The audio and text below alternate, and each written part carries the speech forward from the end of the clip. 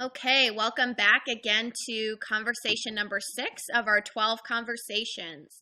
Now, this one is another short but sweet, but very, very powerful because I'm sure some of you have local meetings going on and you want to invite people to those via social media, via Facebook, Twitter, whatever, right? So let me share with you the right and the wrong way to do this. And again, thank you for submitting these conversations. So he reaches out to this girl, or this guy, I'm sorry, and says, I came across your profile.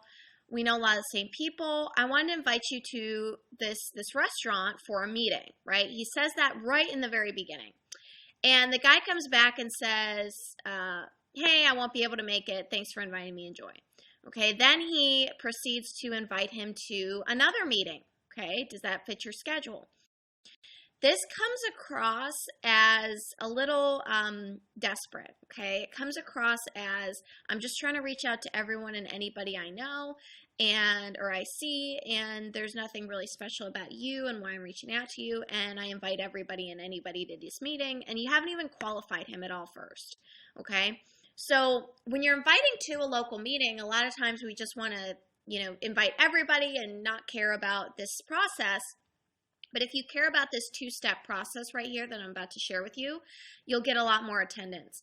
So I want you to follow the exact model like you did before, which is reaching out to them, saying you're expanding in their area, talking about how you're a recruiter for a travel company or for a health and wellness company or for a technology company, whatever. And then I want you to compliment them, okay, and tell them something, why you're reaching out to them. Say that you don't reach out to everybody. And then ask them if they be open to chatting or to meeting up at some point, okay? And wait for their response before you invite them to a restaurant or a meeting or whatever, okay? Wait to see how interested they really are. Then invite them to a meeting after you've already seen if they're interested or not. Then come back and say, okay, well, it happens to be that we have, one of the big wigs in the company coming to present here or whatever. Just edify the speaker like as much as you possibly can.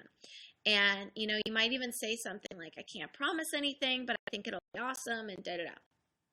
If you can get these people to a big local meeting, that's pretty awesome because, again, social proof is always what we're after. And people want to see other people having success and etc. They want to know it's real. So I would definitely never invite someone to a meeting in the first message unless you've had conversations back and forth or you know them or whatever. After he said something like this, sorry, I won't be able to make it, enjoy, I wouldn't have invited him to a second meeting. I don't want him to know it's a second meeting. I would have said something along the lines of, okay, cool, thanks for getting back to me. Do you have any openness to making some extra money, or is this something that you're not really that open to? Before you invite them to the second meeting. I don't want people to know that we have meetings all the time. I want them to know that it's very special. So you might also say something along the lines of, listen, this only happens once in a blue moon, so if you can find a way to make it, I would definitely try and be there. Okay, but you haven't even talked to this person enough to know if they're a good person to have at your meeting, and they can sense that too.